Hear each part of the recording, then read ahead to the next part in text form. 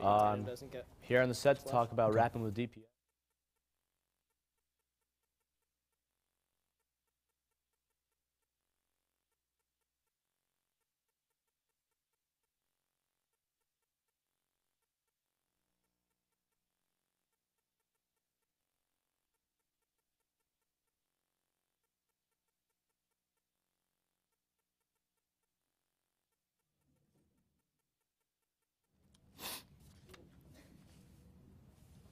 Up next on NCC News Live at 4:40, we'll tell you when you can finally see some spring sunshine.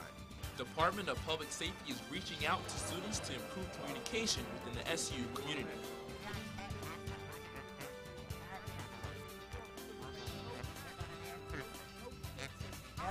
And we grow that business in that incubation.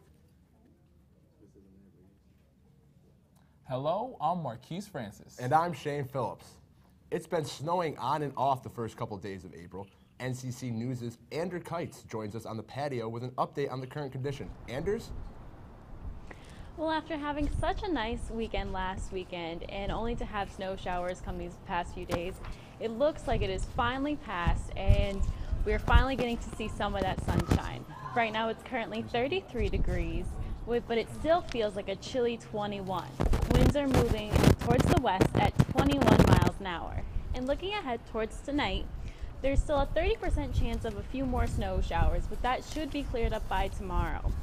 It will still be very cold and windy, and we should expect temperatures to be around 25 degrees. I'll have your full forecast coming up later on. The Syracuse University Department of Public Safety hosted an event today on campus. NCC News' reporter Gino Zerillo was there to learn more. Gino? Thanks, Shane. In an effort to improve relations between officers and students, the DPS offered something that any college student would appreciate: free food. Let's check out Rappin' with DPS. The Syracuse University Department of Public Safety hosted an event today at the Shine Student Center called Rappin' with DPS. Were they challenging students to a freestyle rap battle? Did you tell them about how they got a rap before they drop the beat? The beatbox? Not quite. The DPS was giving away sandwich wraps in exchange for the opinions of the students that they protect and serve. The whole idea with Rapping with DPS is just to get the word out there that although our department is going through a major reorganization, we want to let everybody know that we haven't lost focus of what's most important at the SU University and the campus community, and that's the students, faculty, and staff. Students got a free snack once they filled out a safety survey and had a quick chat with the officers. One student who spoke to the DPS thinks that the event will help improve the relationship between the officers and students. I think this is a good way to get students more aware of what DPS is about, because I think students just think of them as kind of a bad thing, but this is helping make students aware that DPS is there to help you, not to hurt you.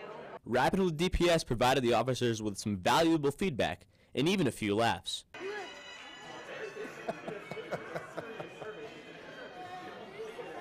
George, you and I got to talk about this. According to a recent survey, the DPS holds an 85% approval rating on campus, but Officer LeBaron is hoping for an even higher number. Yeah, that's good. 85 is good for most cases, but not for us. We're trying to make it 100. If the DPS takes today's feedback to heart, 100% approval might be a possibility. So Gino, Rapping with DPS really seemed like it had a nice turnout today. Yeah, I was really surprised. One officer said that the quickest way through to a college student's heart is through his stomach, so free food always helps.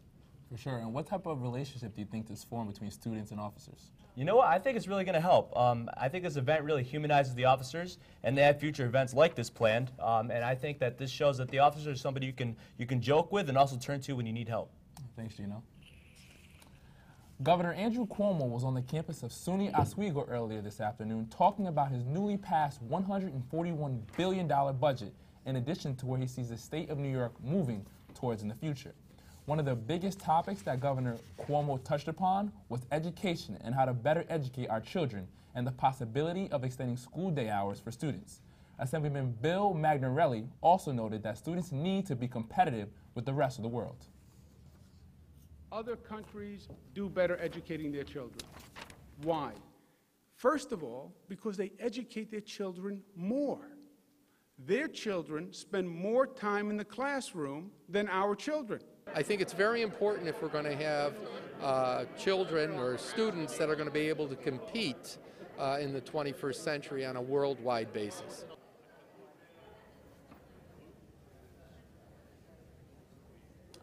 Governor Cuomo's stop in Oswego is his third stop on his budget victory lap as he visited both Rochester and Buffalo yesterday.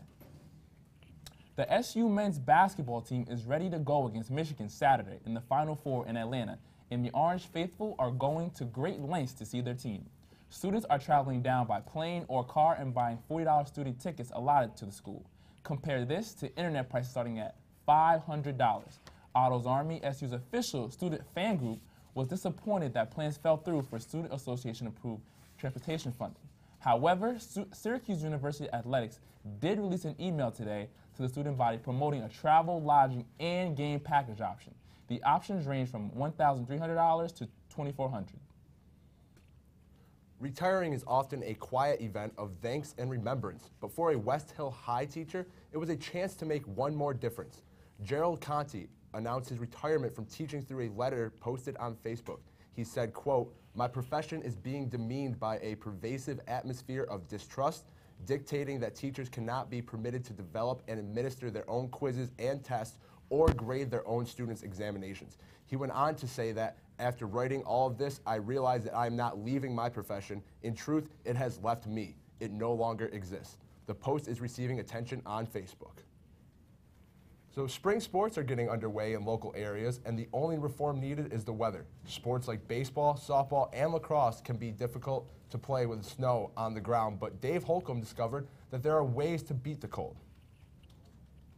Thanks, Shane. It has snowed the first 3 days of April, and that is not good for little leaguers hoping to start playing outside. But one softball team from Baldwinsville is so excited for the season, they have started their practices inside. The calendar has changed to April and softball season is underway. Sort of. The weather in Syracuse has not exactly been ideal for softball.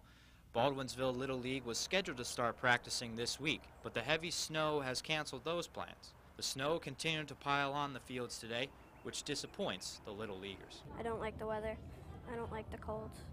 Very upset. It's cold outside. But for one Baldwinsville 11 and 12-year-old softball team, that has not stopped them from starting practice. Home run baseball and softball is an inside facility for teams to practice in. Coach Tony Asciatti and his team found the place to be the next best thing to the field. The girls can work on their throwing, fielding, and hitting.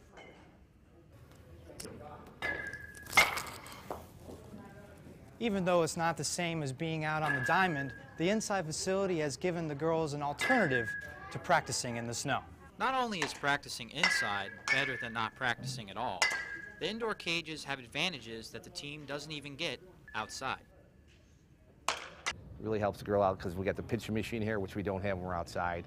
You know, we don't have any weather conditions to worry about, and you know, we can do a lot of tee work, and then with the batting cages and everything, so it really works out well. We have the places to go to practice indoors, so that's a good thing.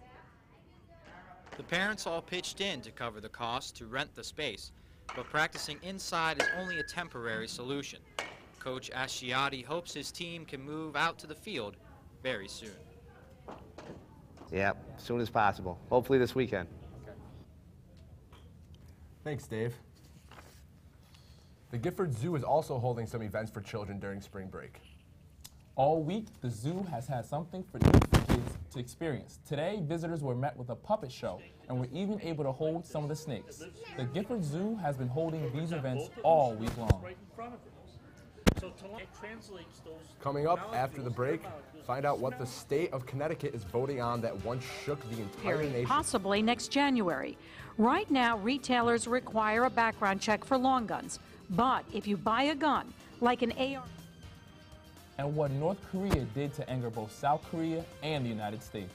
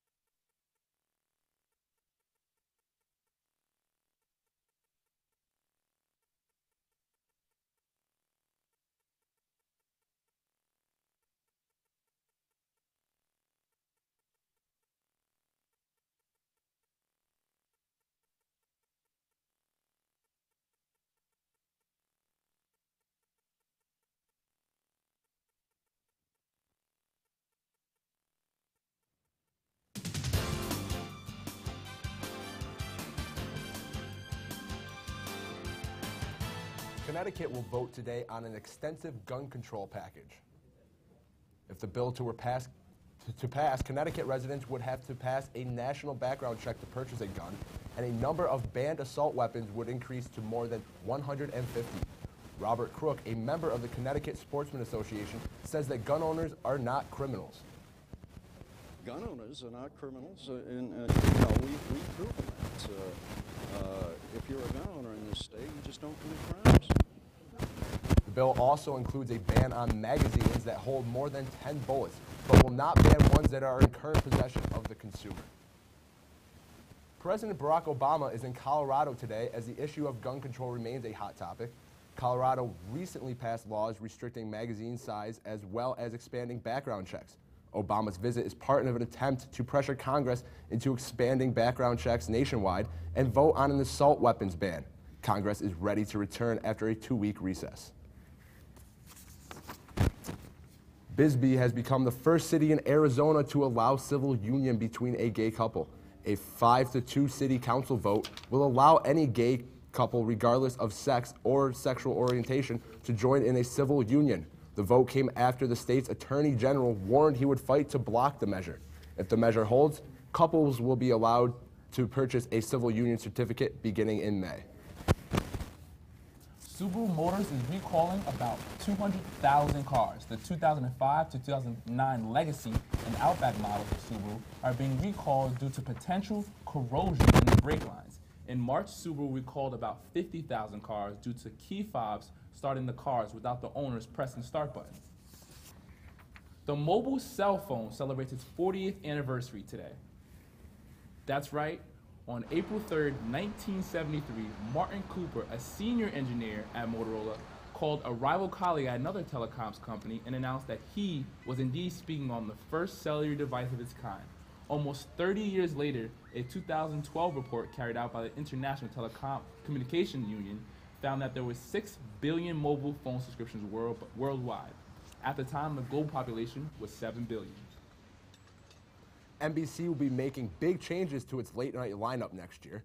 NBC announced this morning that Jay Leno will be stepping down from The Tonight Show and will be replaced with Jimmy Fallon. Fallon is currently the host of The Late Show on NBC. Fallon is expected to debut in February. NBC also plans to move the show back to New York City. It's been 1 year since a New Jersey mom was arrested for her 5-year-old's alleged tanning booth sunburn, and now New Jersey Governor Chris Christie is coming down hard to prevent something like this from happening again.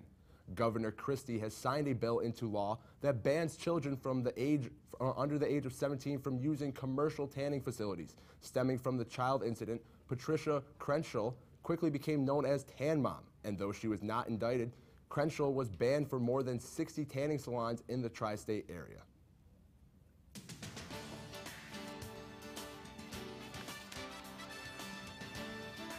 North Korea has made yet another move in what appears to be an attempt to anger both South Korea and the United States.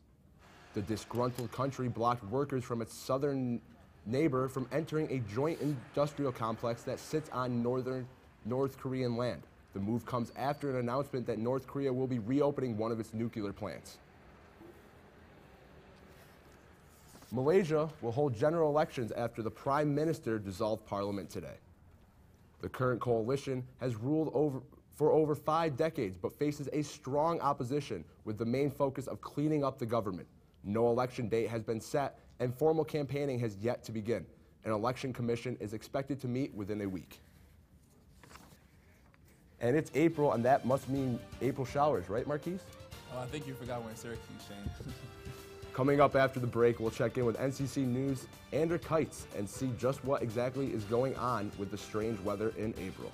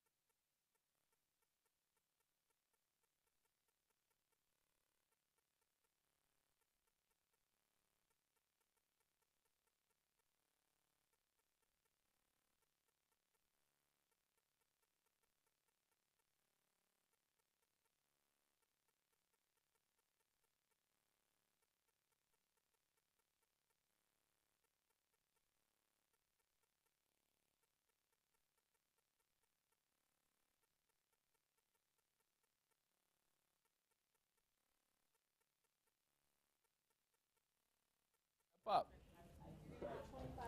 The floor director, she asked who's doing.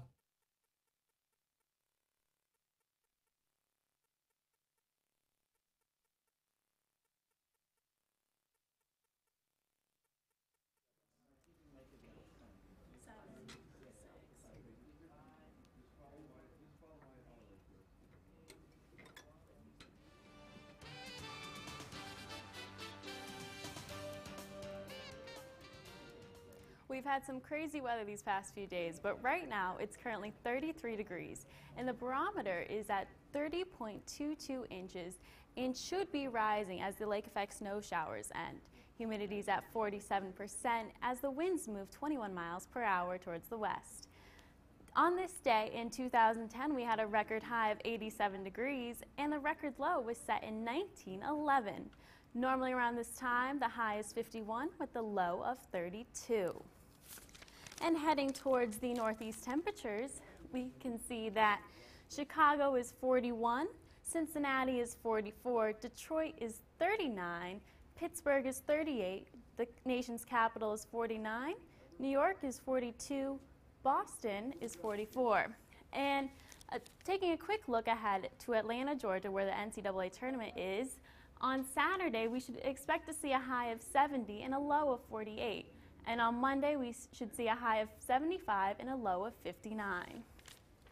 Looking ahead to our Doppler, you can kind of see the snow from the lake snow effect. You can see that there's snow in some areas and clear in others. This should all be clear by tomorrow. And tonight, we should expect temperatures at 25 degrees with some snow showers and some early winds. And looking ahead towards tomorrow, it will be mostly sunny with less wind and a much more seasonal temperature at 52 degrees. And looking ahead towards the 5-day forecast, we can see that on Wednesday it will be 35, Thursday will be 52, Friday will be 47, Saturday will be 48, and Sunday will be 55. So we should be expecting some much better temperatures coming up later this week. Okay, thank you, Anders. Coming up, following a fellow Big East school fired their basketball coach today after videotape of player abuse. Our full sportscast is up next.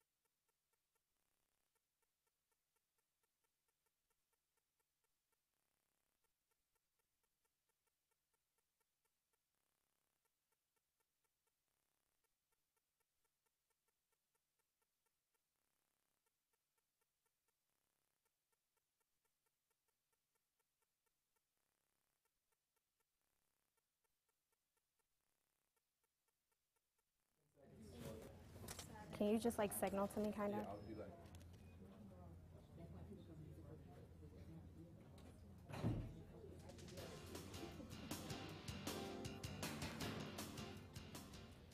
Rutgers University has fired Coach Mike Rice less than 24 hours after ESPN's Outside the Lines aired video footage of Rice physically abusing players. Accused of dodging basketballs at the players' legs and heads during practices, Coach Rice is also accused of throwing gay slurs and taunting the Rutgers players. program. We looked at hundreds of hours of practice film to put it in context. But needless to say, there was a lot of behavior here that was unacceptable and is not to the Rutgers standard. That's why we handed out the significant amount of suspension that we did and all the things that came along with that. It's an unfortunate situation. Pernetti says that Rutgers is taking this first offense as a way to educate Mike Rice on the Rutgers standards. He says there's no room for a margin of error, and he is confident Rutgers will find and hire a good coach in the future. The feud between Syracuse head coach Jim Boeheim and ESPN's Andy Katz is no more. You may remember Boeheim lashed out at Katz during a post-game news conference in Connecticut on February 13th, calling Katz an idiot for how Katz handled an interview the previous season during the Bernie Fine sexual abuse allegations. Here's that clip. I ask anybody's question but yours. You're an idiot and really a disloyal person.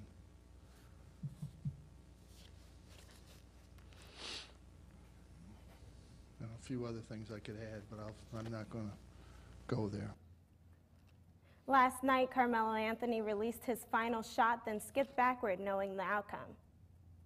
Anthony tied his career high with 50 points, and the Knicks won their 9th straight game, topping the injury-depleted Miami Heat 102-90.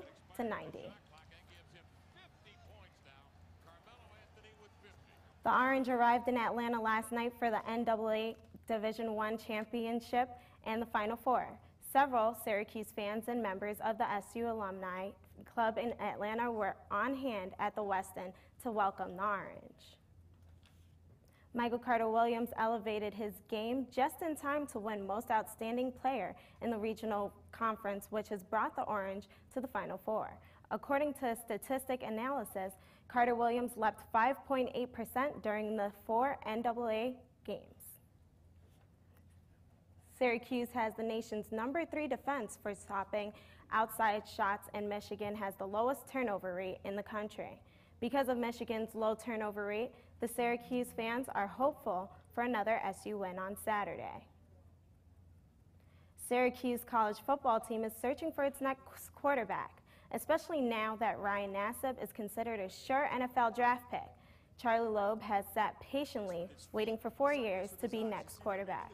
Loeb has known his role as clear-cut backup since Nassib. The starting quarterback roles in reach, however, has not yet been achieved. On a side note, SU players and the coaches on the football team have been very busy learning a new language this spring for next year's games. Some of the players say they're having a hard time learning plays. However, they're learning to communicate without their 11-man unit all in sync. According to a source confirmed on ESPN New York, the New York Rangers have traded star right wing Marian Gaborik to the Columbus Blue Jackets. The deal is pending league approval, and it took place less than an hour before today's NHL trade deadline at 3. In Syracuse ice hockey, Brendan Mickelson broke his foot when he stepped in a hole while walking on the beach.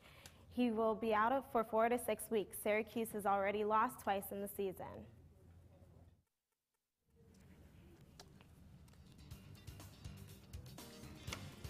Thanks, Christina. Seems like there's a lot going on in sports, especially for SU's men's basketball.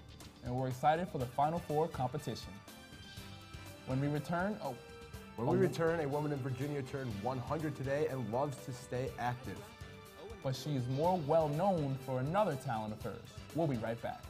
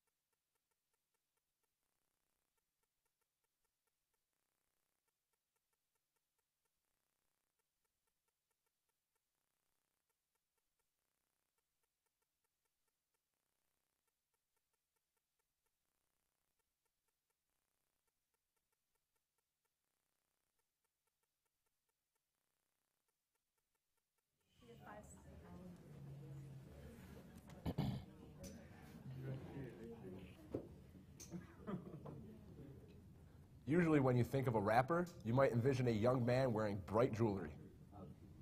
Lil Wayne, you're probably my favorite rapper, but you definitely wouldn't picture a 100-year-old woman in Chesapeake, Virginia having any rapping talent. With lyrics like, "Do it nice and neat, today's the day, we must compete." How can you go wrong? Verna Owen, also known as MC Verna, has won some senior competitions around the country with her special skill.